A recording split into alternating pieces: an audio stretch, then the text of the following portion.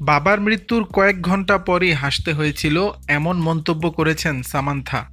প্রযোজনায় নাম লিখিয়েছেন বলিউড অভিনেত্রী সামান্থা রথ প্রভু।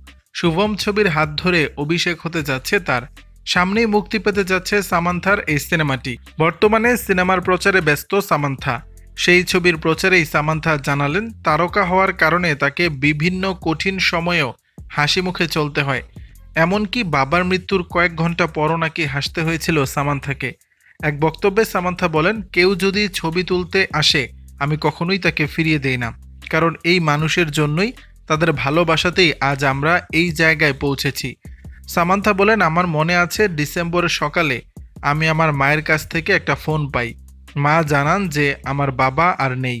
আমি তখনই মুম্বাই থেকে চেন্নাইগামী প্রথম বিমানে বাড়ি ফিরি। ফেরার পথেই ভাবছিলাম আমি আমার বাবার সঙ্গে বেশ কিছুদিন কথাই বলিনি।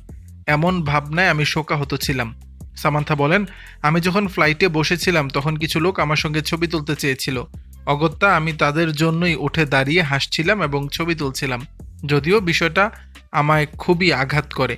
কেন ছবি তুলতে বাধা দিলেন না? জবাবে অভিনেত্রী বলেন, আমি যদি ছবি তুলতে অস্বীকার করতাম তাহলেও ওরা আমার মানসিক অবস্থা বুঝতে পারতেন না। কারো কাছে গিয়ে ছবি তুলতে বলতে অনেক সাহস লাগে।